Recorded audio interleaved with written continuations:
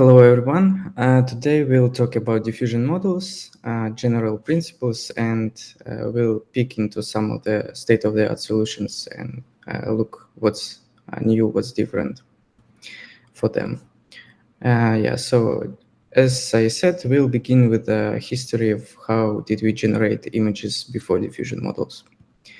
So there were mainly two ways, the first with GANs and the second one with variational autoencoders. With the GAN architecture, I think everyone is already familiar. So there is a discriminator and generator. Generator tries to resemble the ground truth image, while discriminator tries to assess whether this image is the same as the ground truth image, and hence by the back propagation it updates generator so it can produce better outputs next time. How did we in the first place generate text to image using GANs? So the first and the most naive way was to use a text embedding, concatenate it together with the image and use as the input to the GAN. Then there were variational autoencoders, and the architecture of variational autoencoder consists of three parts, basically: the encoder, the bottleneck, and the decoder. So the bottleneck is a latent representation of the image, and decoder then tries to reconstruct the image from this latent representation. On the image on the left, you can see like the interpolation in this latent space, producing somewhat different images. And that is basically the main way you could produce something different from the variational autoencoder by interpolation in the latent space. And this process is rather painful because it is not something visible and that can be easily assessed. And basically you had to discover this latent representation so you could know where is the cat located and where is the dog located, and you could, for example, interpolate between them in order to have something hopefully resembling a cat dog, or and this is not sufficient. And then we had transformers. So initially transformers were used for natural language processing. They have a powerful attention mechanism, and also they allow to process data sequence as a whole. Also, it improves the speed and the resources management, because everything is processed in the metric via matrix multiplications. I'm sorry. Yeah, but turns out this can be applied to images also. The thing is, you have to transform images into discrete codes via one or another method, and it is called vector quantization. And these quantized vectors then can be used in transformers to generate images also. Of course, you have to decode the images back then. And so we have the vector quantized variational autoencoder, which is actually a DALL-E, the first one. It uses the vector quantization to learn the code books using transformers, as I described.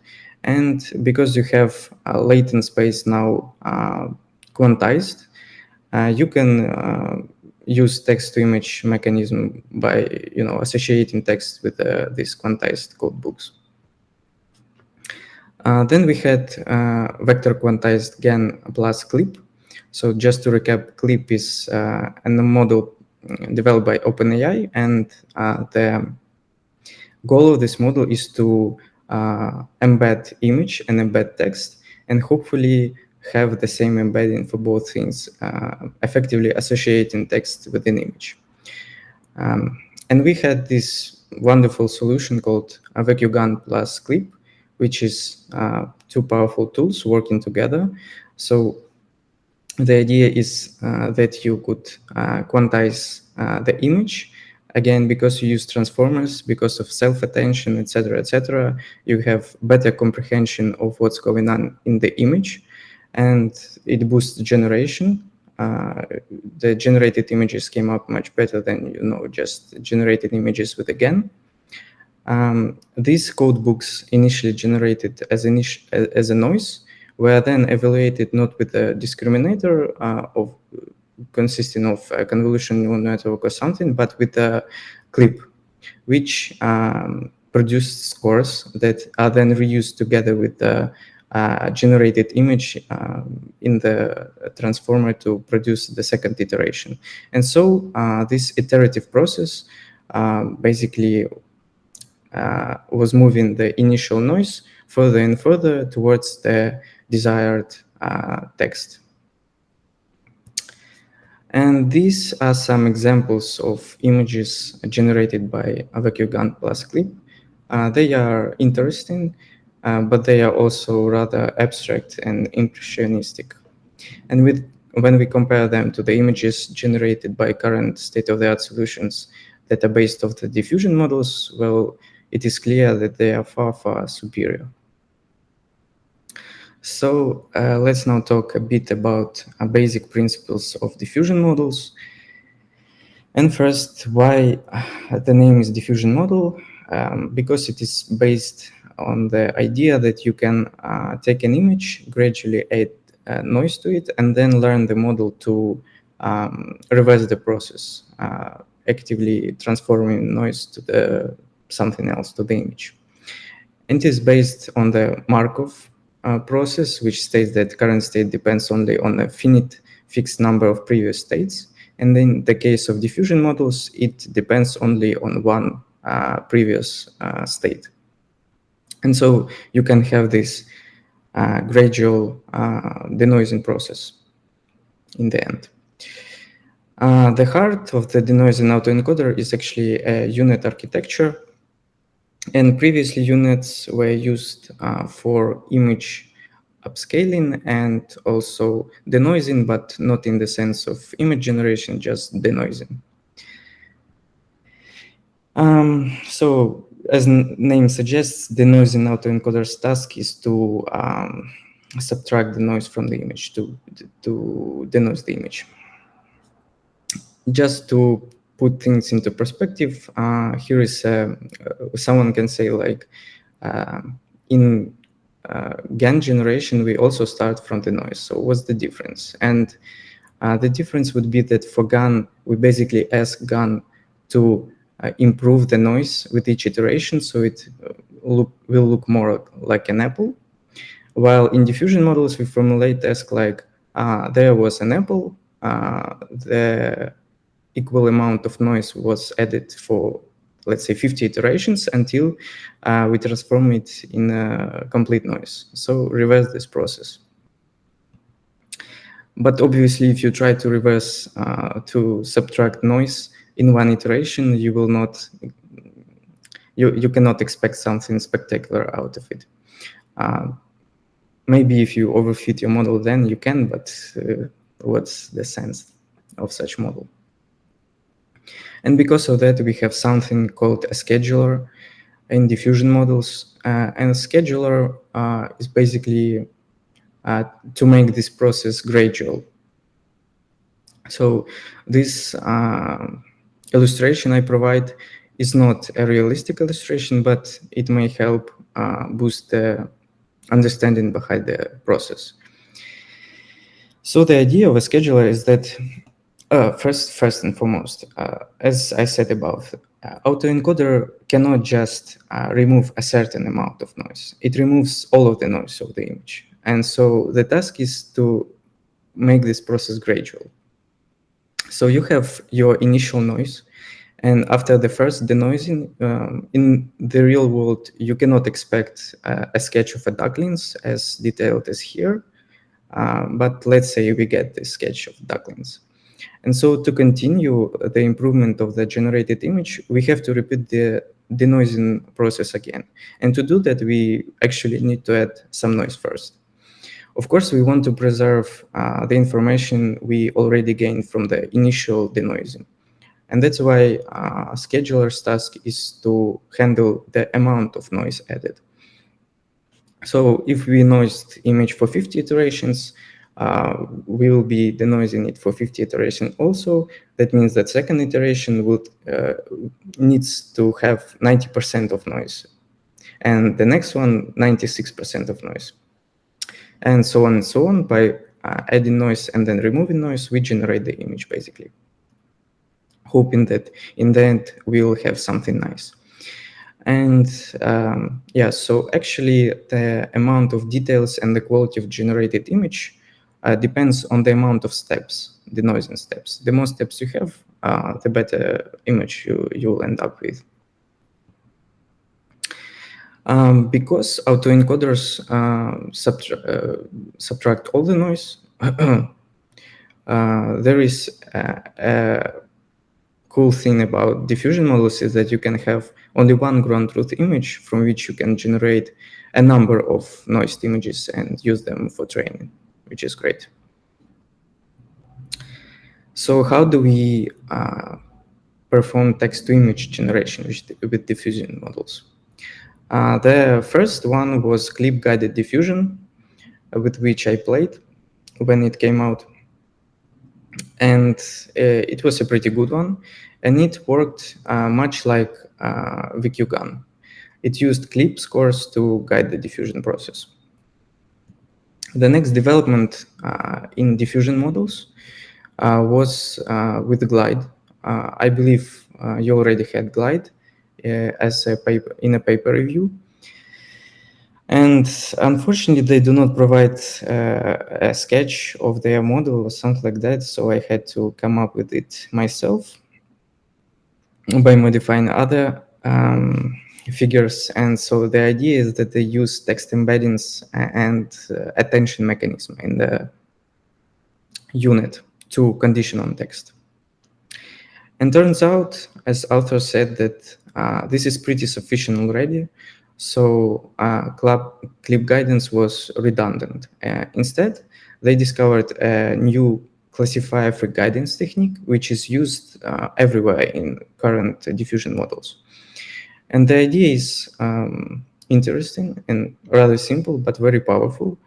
So you have to generate basically two images, one with the text embedding and the other one without text embedding.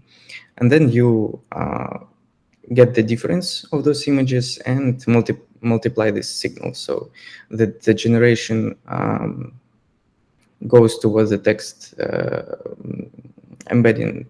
Sorry, so that the text embedding works. Signal is amplified. Sorry, yeah. Yeah, so these were one of the basic diffusion models that didn't get too much attention.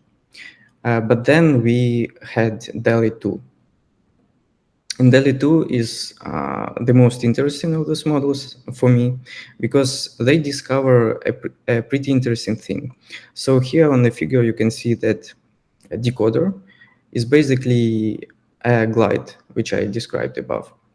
But this time, instead of using text embeddings, they discovered that the usage of image embeddings of a clip is much more sufficient and provides much better generation.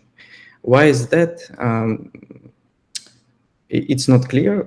They basically experimented a lot, and that was the conclusion that it's much better to use clip embedding of an image, probably because images simply had more information, and so the encoding of an image produces richer embedding than encoding of a text. But ultimately, of course, you want to generate images from a text. And for that, they use the other model, which is prior model. Here on the figure, you can see two parallel models on the figure, but actually they use only one. They just show that they tried two of them. One is autoregressive, which is, I believe, LSTM or something like that. And the second one is a diffusion model in order to transform clip embedding of a text into the clip embedding of an image so that it can be used in the image generation. And the results of DALL-E are pretty impressive. Here are some of my text prompts. Here you can see a cowboy riding a dinosaur, a cat with big eyes, and a rather complex prompt, as it turns out, a bottle illuminated by a lamp. Yeah, like that. And the generated image is pretty impressive. You can observe that definitely the source of light is a lamp or something like that. You can observe that the bottle is a glass bottle because of a texture and transparency. And you can actually see a shadow, which is stunning. I didn't ask for that.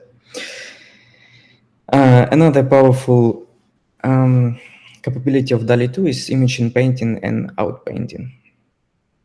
You should try it if you haven't yet.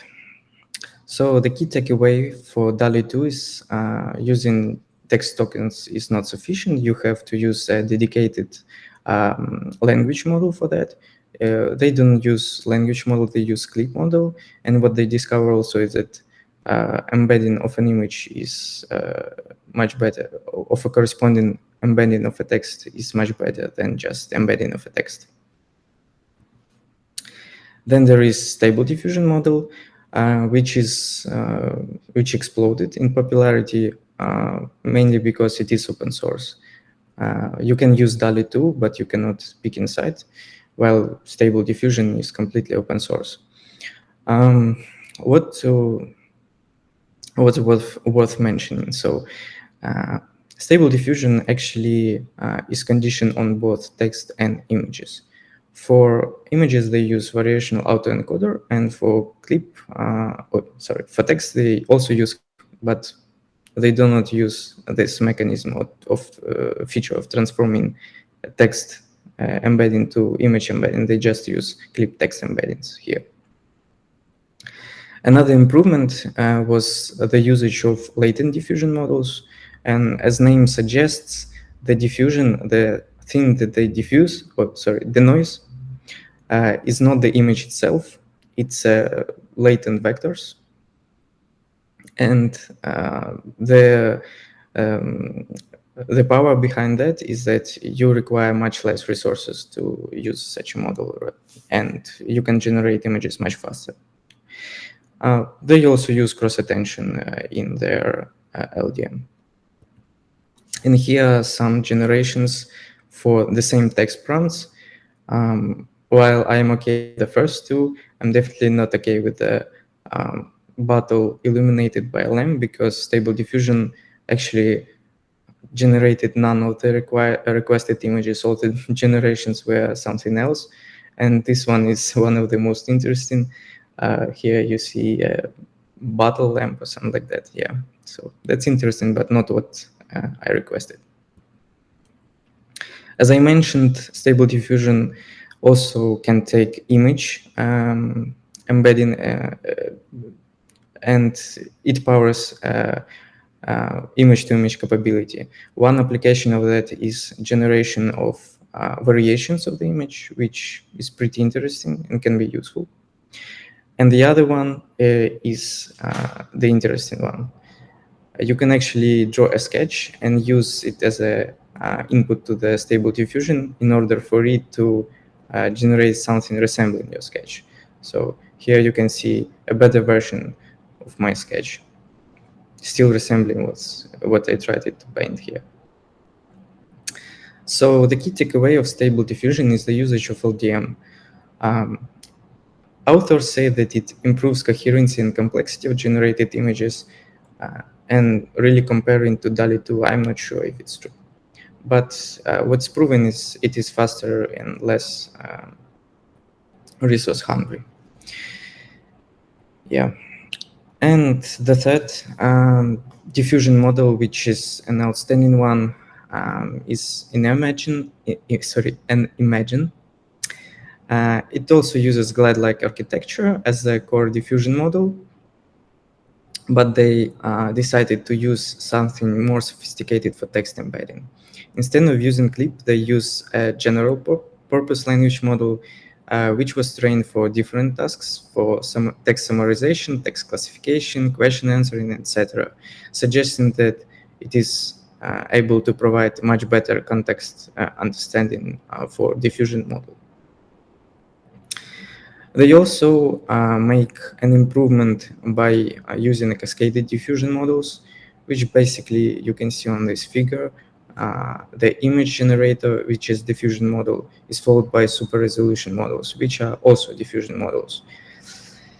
The pro of using such architecture is that you can take the super resolution models and train them separately, while also you can then use them in a main pipeline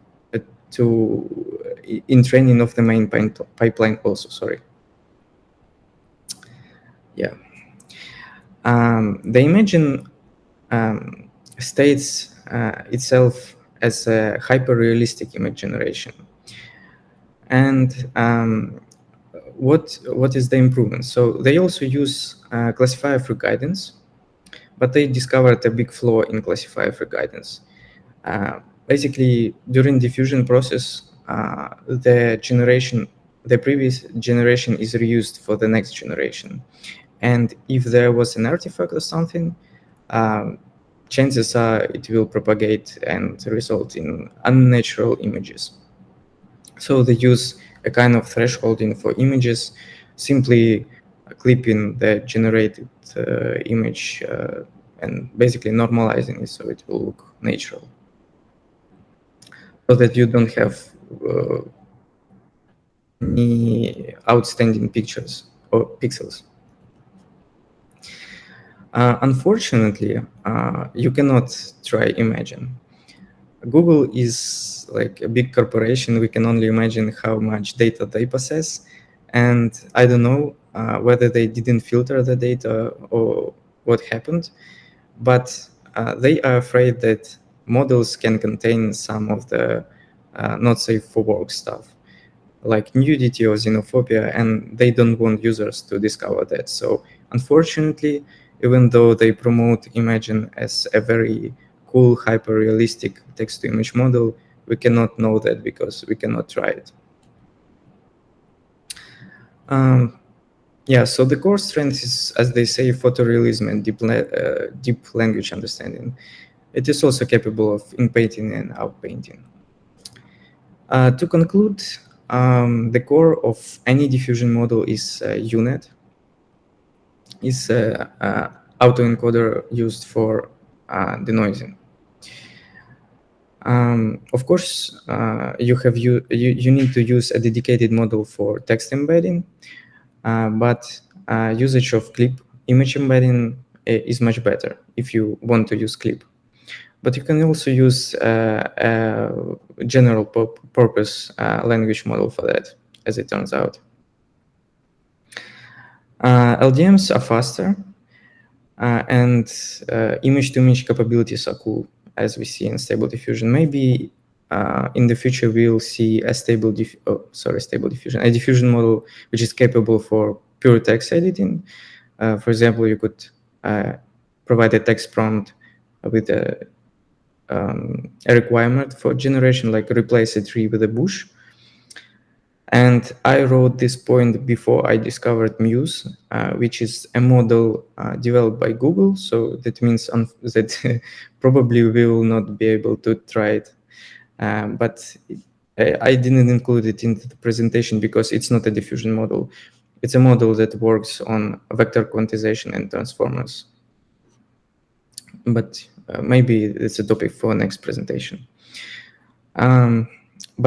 Yeah, so LDMs are cool because they use less resources, but sticking to diffusion models that diffuse images allows for better control over generation and better inpainting, outpainting. You can actually find stable diffusion models that are trained specifically for this purpose, but they just use additional image prompt, which is the binary mask, to generate images. And when everything is in the Latin space, you cannot actually help the generation for inpainting, outpainting, while models that operate on the diffusion of the image itself can use can sample the portions of the known parts of an image to improve on the consistency between the generated portions and the ones that actually have been there during inpainting, outpainting. So yes, that's the difference between LDM and DM. And that is all. Thank you.